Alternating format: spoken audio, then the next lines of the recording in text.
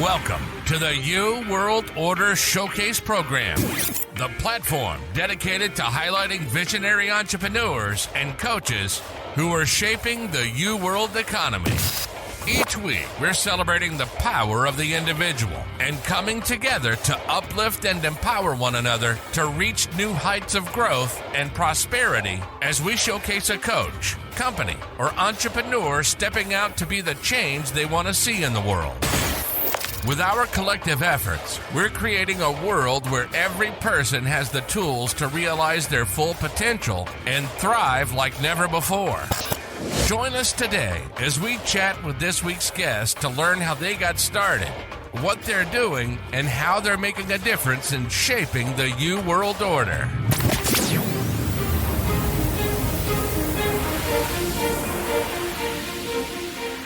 Hi, and welcome to the You World Order Showcase Program. Today, we're talking with Jacqui Garrison. She's a certified health coach, empowering women over 50 to live their best lives through holistic health, a career educator, lifelong learner who is passionate about helping women live confident, vibrant, energetic, and healthy lives in midlife. Please help me welcome Jacqui. Welcome to the show, Jacqui. So we were just talking about, the great things that happened to us this week. I'm expecting my grandson to be born here anytime now. Got the phone right here. Is it your first? No, it's my 7th. Oh, wow. Congratulations. That's incredible. And the 8th's cooking. Oh, love it. Oh, my God. That's awesome. I'm so excited. But you were talking about how things kind of work together, synchronicity. Yep, that word. Trouble with that word today. Synchronicity. Yeah. Yeah, I feel like so much of my life and where I am today is a result of that. I was in education for 25 years, and I went to a level there that I no longer got joy from what I was doing. I ended up in a Department of Education, a State Department of Education. And chunked it all and moved aboard a boat with my husband and, roamed around for 6 years with that and then an RV. But during that time, because of my own health concerns, got very interested in health and went back to school to become a health coach. And all of that kind of grew out of situations. Like my daughters at the time were getting more into nutrition. My health was really concerned. I was diagnosed with osteoporosis. The very day I found out I was definitely menopause, I was diagnosed with osteoporosis. And that just angered me to know. I thought I'd always been healthy. Like, what the heck? But it's just all of that flow and all of the learning that I did over the next 3 years because of that. And then going back to school to become a health coach at a time that really didn't make sense. I didn't have a plan to work again, I always knew I would want something more when we weren't cruising. And then COVID hit, that was the opportunity to go back to school. And then that came out, and it was I wanted to be a health coach so badly. I wanted to help other women in midlife navigate what I had navigated on my own and really come out on the other end for. And so it just feels like when I'm open to the universe and when I'm learning and growing, but you would think at 63, I think if you asked me at 23, at 63, I would be wise, and I'd be a grandma, I'd be all these things. And that's not the case at all. So all 23-year-olds out there are just telling you all of the growth and all of the learnings and all of those things about life, you get better at them, particularly when there's some, I think for women crossover at about 50, where they really come into their own skin and own that. Mm-hmm. But that continuous being open to what the universe has planned for you and understanding that, in my precious opinion, nothing happens by chance. All these things, if you stay open, if you keep putting yourself out there, that you keep asking for guidance, that you will get that guidance in interesting little ways. So. And be open to seeing them when they show up. Right. Well, and that was something I have to work on. I mean, I'm really working on all of this. It's not something that, I've been really great at my whole life or anything. It's something more that just learning and the being open and the looking for the signs, and just I think it's our human nature. And I used to laugh and tell people one of the reasons that I really wouldn't take this osteoporosis diagnosis, I just basically was unaccepting of that. I'm like, no, you keep that to yourself. Like, I was really upset about that. Don't speak those words over me. Right. I was like, I'm sorry, but you're wrong. And then all anybody would tell me, doctors, was, well, you're tall, you're thin, you're white, that's your cross to bear. I'm like, well, I have a sister who's taller, thinner, whiter. Like, so she doesn't have osteoporosis. So what are we talking about here? Where's the root cause? You know, it really kind of set me on my journey to get to where I am today. But it just are continuous little reminders that, did I pick this path or did this path pick me? Right? Like, am I just like following the path? And if I am, like, I have to be real careful, because like with the diagnosis, I wanted to have control of that. Like, don't tell me I have something I don't have control of how that goes. Right. And so that need to control, I'm like, I'm going to make this work, and I'm going to make this thing happen, and I'm going to make this business thriving, or not. Or not. Like, if it's not the right path, you know, I love that saying that, like, the universe, God, whatever you believe in, will throw a pebble at you, like when you're on the wrong track, you know, and like, if you don't pay attention, if you're not opening, if you don't watch for the signs, and throws a rock. And then if you don't get it, she just like puts the whole damn boulder down there, just like, hello. You're like, oh, maybe this isn't the right path. Turn there. Right? Like, exactly. So, you know, that all of that, just every day I get that. And it's when I get frustrated, or when I get down, when I'm feel like I'm not making the strides that I want to make, and I think I should be in control of, it really helps me to stop. It annoys me at myself, because I get there, you know, the human nature. And then it's just like, well, wait a minute. All of this negative energy, that's what you're attracting. All of this, like, I can't make it, all this like negative self-talk. Hello. Like, that is going to be the very thing that keeps me from going. I just have to start counting all the things that I'm grateful for, and ask for guidance, and remind myself and the universe that I'm open to a different path. If this isn't the path, show me, you know. So that's one of the things about getting older that has been really nice for me. You get to a point where your kids are all grown, and you're not really like stressed about money. Right. But you can enjoy life, and you can want to just give back and help people for the benefit of, you know, you get personal growth out of it, but you also get to watch other people growing too. And I think that's so interesting. I agree. And I love that about having grown children too, like watching all of that, and grandchildren, like watching that growth and understanding. What I learn from them is phenomenal, right? I learn more probably from my adult daughters now than they learn from me in a lot of ways, right? So yeah, so there's that, which I'm also very grateful for. I can actually stay in the century with a little bit of help. But I think also, like, for me, like, I initially out of college, the first time I went to college, I went to school like every 10 years, my entire life, I think, like, whatever reason. Probably because I must have made some statement at some point about never going to school past blah, blah, blah, right? Pretty sure that's how that happened.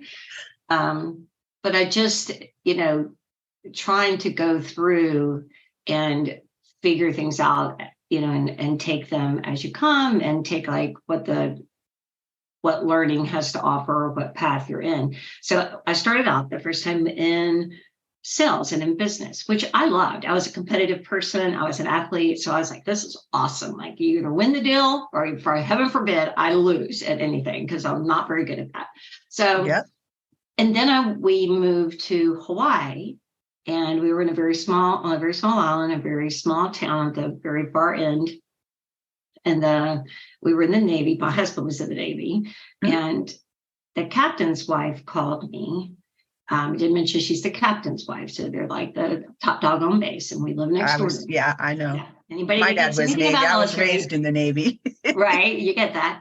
And Yeah. she asked me to do her a favor. We'd been there about 6 months. I had not been able to find any work because there was none, especially related to what I had been doing prior.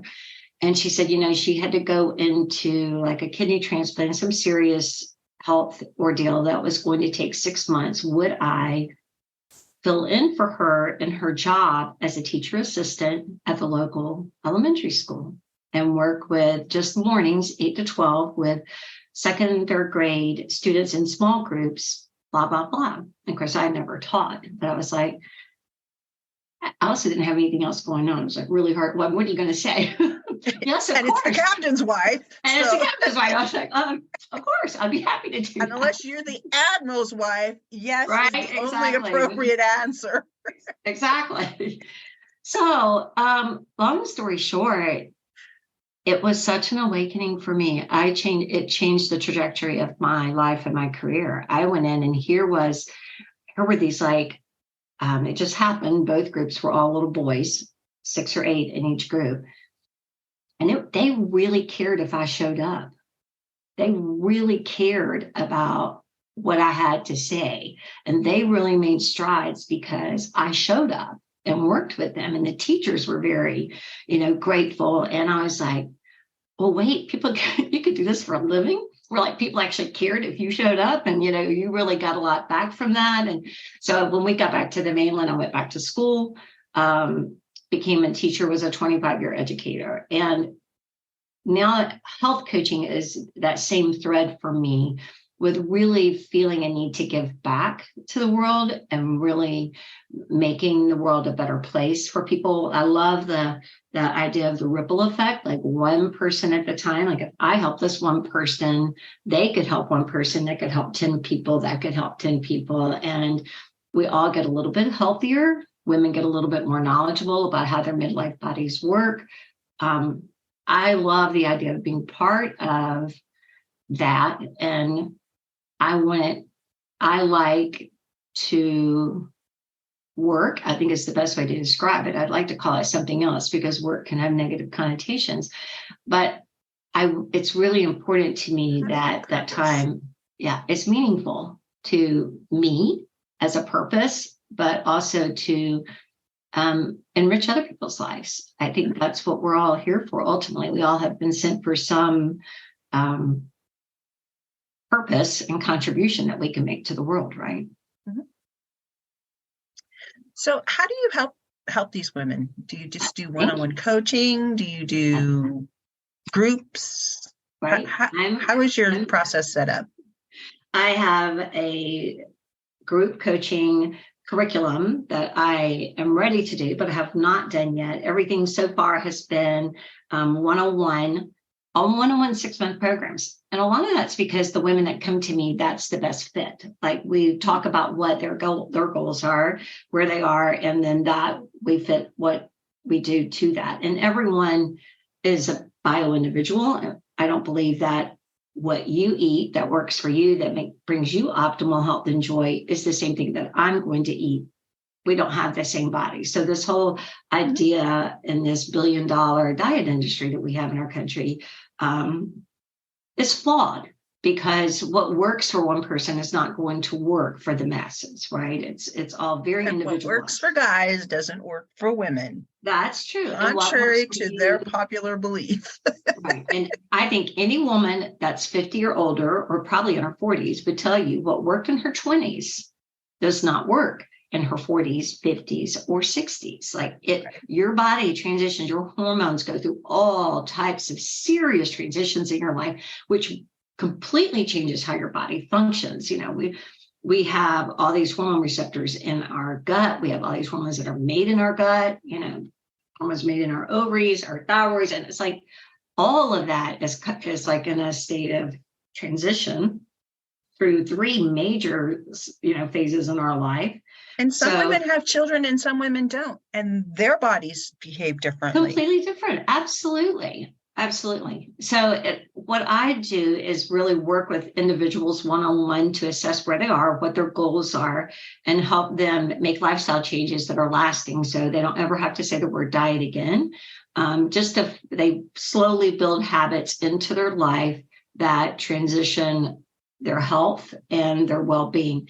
And we have to understand that in midlife, it is different. There is a reason why what we used to do doesn't work anymore. Our body is not the same body. It's not functioning the same way. It has a different preference for where it stores fat. It has, here's one thing that's intriguing to me. Some of the neuroscience shows, we all believe that a slow metabolism makes us fat, right? It's the opposite. Fat slows our metabolism. Well, what the hell, right? We spent our whole life being told, well, if you have a slow metabolism, you were probably born with it. That's just the way that is. And that is just completely not true. So it's things like it happens in your muscles. Right. Oh my God. And muscles. We have so little information about how important, your muscles are what's going to keep you young over everything else. Maintaining your muscle mass. We did not get that memo, I don't think, especially at the right times in our life. Yeah. About 50, a lot of women. When you hit lost 40, it starts dropping off. Your muscle mass starts dropping off incredibly quickly. And that's where you burn fat or burn energy. And it's also what keeps you capable of getting up off the floor. It's also what makes you capable of walking across the room. It's like, let's get like basic here. Sometimes with clients, I want to know what your real goal is. Like, don't tell me you want to lose weight. That's not a sustainable goal. That to fit into the culture, to look better in a swimsuit. We have proven in science over and over again, that is not a good reason. That's not something that is going to get you down the road, right? Most people don't realize weight is a function of dysfunction in your body. It's the place where toxins are stored, hormones. Yeah. Hormones. It's not the disease in itself. It's the symptom of disease in your body. And if you can figure out what the problem is, then your weight will balance. Sure. And for everybody, it's not always the same thing. Right. A lot of that, sadly, is the standard American diet has become incredibly convenient, preserved, artificially put together. And I just want to shake women too, because what you hear and what they feel is, I just need more willpower. I just need to power through this. I need to buck up. And that is not going to help. It's not going to get you there. And for most women, they need to eat more. Right. Most women need to eat more and eat differently. So we mostly structure, my whole program is really founded and foundational around 4 big pillars. And there are other really important pillars. We do a circle of life in one of our very first meetings, and we look at all aspects of life, because I can tell you right now, think of a time in your life where your career was perfect, you were super happy in your relationships, you felt spiritually connected, your home life was good, where you were active in a way that brought you joy. And it really doesn't matter that much what you eat, right? When all those other things on your life plate are in high function, what you eat matters a lot less, right? So we do, though, just for the basics, start off with nutrition and what are nutrient-dense foods. Everybody has this mentality of, what do I have to not eat? What do I have to stop eating? What do I have to avoid? What do I have to restrict? Like, what should I cut out? What if we switched that and we thought about, okay, I need this many nutrients a day. I need to have 6+ servings of vegetables a day. I need a high quality protein with every meal. I'm telling you what, to get that right, you have to work at it and you have to eat. And so it's not like, if you're doing that, you aren't going to have the space, the mental space or the plate space for all the stuff that doesn't love you back. Right. Right. That's going to stuff you're not going to have a place to put it if you eat enough of all of the stuff you need to eat in a day. So, and you're not hungry. And you're not hungry. And you have more energy, right? Yeah. And you feel great. So nutrition is foundational, movement is foundational, but we're learning that intense exercise has its place, especially in short bouts. But the real deal, if you want to live long and be mobile and have joy, is to find a moderate exercise that you love and do it every day. And for 30 minutes, right? Like, yep. Just do that. I mean, more is better, as far as I also add some strength training in. What is that? Does strength training have to be going to the gym to lift weights? Can be, but no. It could be body weight. It can be Pilates. It can be, simple things you do around the house. And these blue zones that we've learned so much about, they're doing stuff all the time throughout the day as part of their life for their whole life. And they don't quit doing it when they get to be 80. They're still herding sheep or walking to the market, and doing all that, like those kinds of things. And so I believe working something in that brings us joy that we can do, because consistency, we have found in science also, is more important than intensity, right? Mm-hmm. So find something you love. So there's a movement piece, a nutrition piece. I think most women don't have any idea the stress that they suffer. They believe it's a way of life. They believe it's what's expected. Being busy all the time, working all the time, saying yes to everyone, being part of the school group and the church group and the work group and the girl group and the group and doing everything they can do for the family. And they just accept that as, God, I don't know why I'm so tired. I'm mentally exhausted. Why am I feeling burned out? They don't even equate that to, like, if you ask them, right, are you under a lot of stress? I'm like, no, not really. You're like, well, can you describe, your day for me, your week for me? And you're like, wait, whoa, what? And they're sleeping way fewer than 7 hours a night. And when they do sleep, it's disrupted. And the things that they do to help them sleep are often disruptive. So, once we get a hold of, like, what are some ways that we can, in just a few minutes a day, learn tools for managing stress. And that can be something as simple as breathing exercises. It could be tapping. It could be, meditation, ultimate, awesome. I'm still learning. Yoga is a 2-for-1. You get some movement and strength and flexibility with the mindfulness. All are great ways.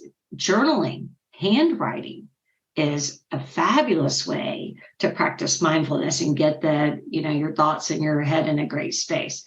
So we work on some component of mindfulness or stress reduction. Everyone can do better with that, right? And then the fourth one, right? And the fourth one I've already mentioned is sleep. And I think we all knew sleep was important, and you sleep like a baby, and your mom would, sleep you got to make time for. Like, those are kind of always there.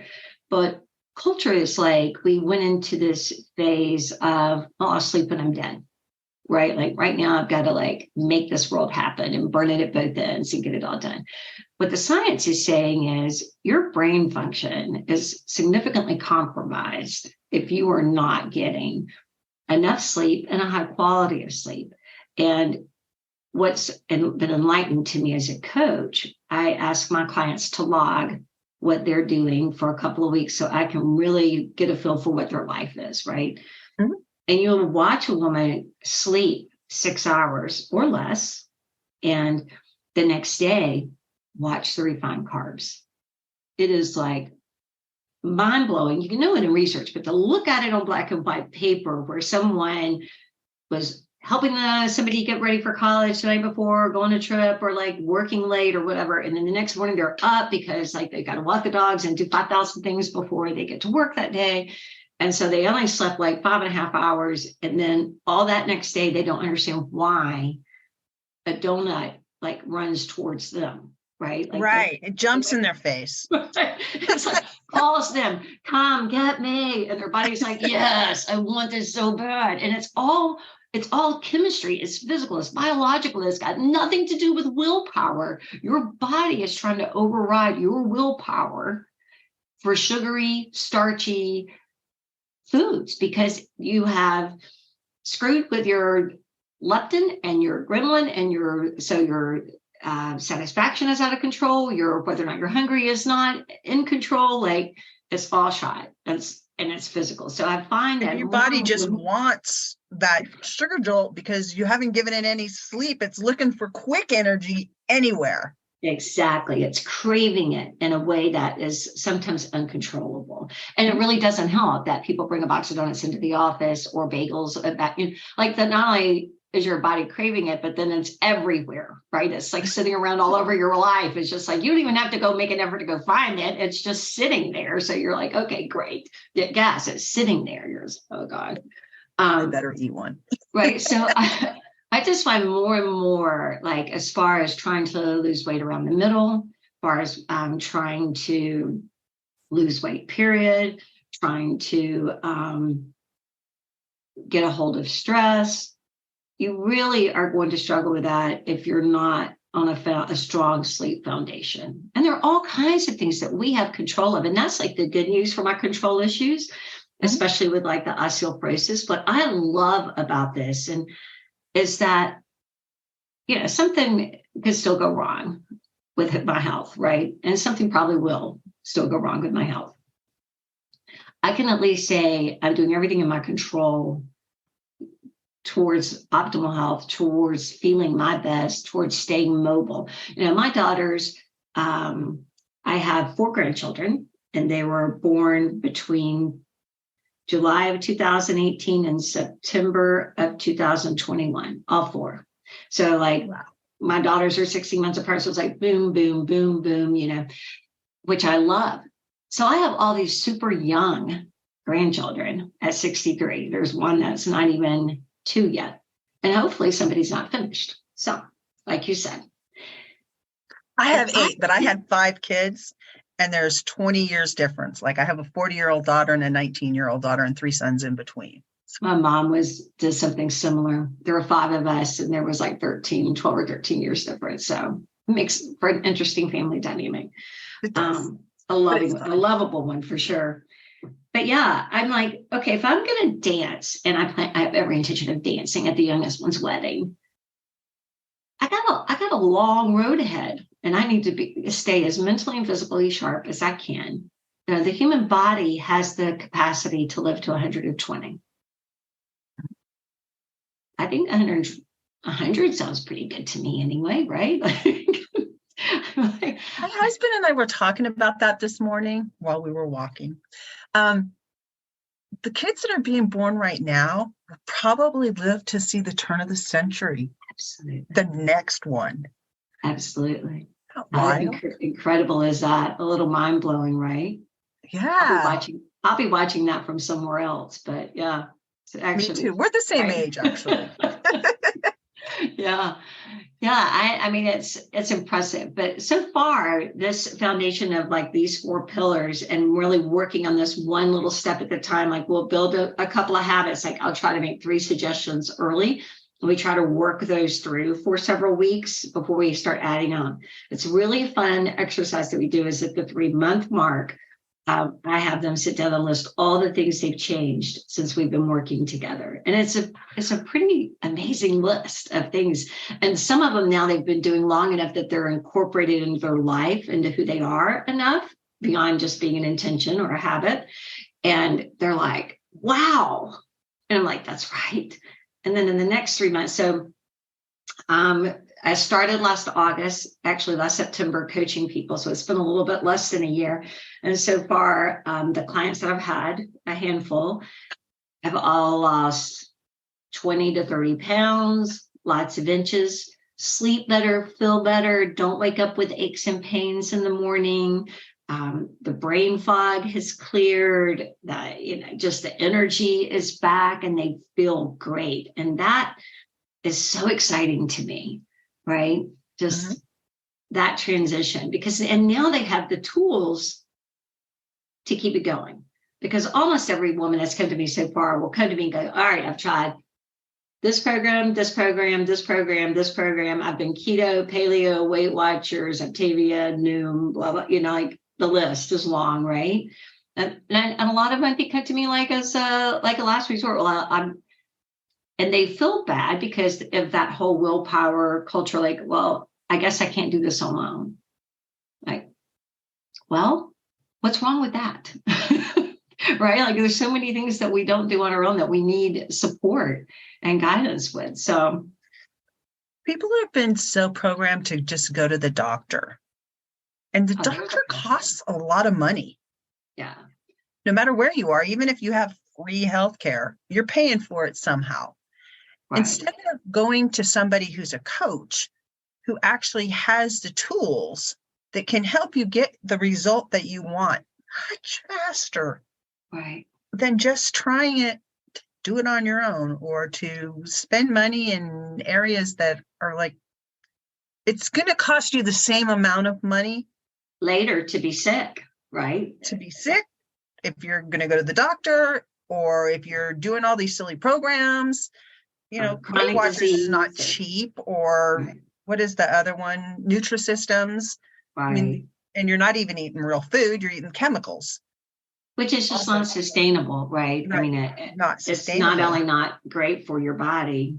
And that just brings up another thought, that if I can just get women to understand that they need to nourish their bodies. And if you think back to like how you nourished your children as babies, or how you were so like, we were pretty funny about our small children, what they ate, whether or not they got sugar. Like I wasn't even that immersed in the health world at the time. And everything was, homemade that I could. And I would not let them eat junk food. And, they had to get into school and have peers for that kind of stuff to even get into the world, right? Before they discovered it was available. Right. I remember my older sister telling me once, when your kids go to school, you are so screwed when they figure out Oreos and cookies come in packages like that. They don't have to be homemade by you.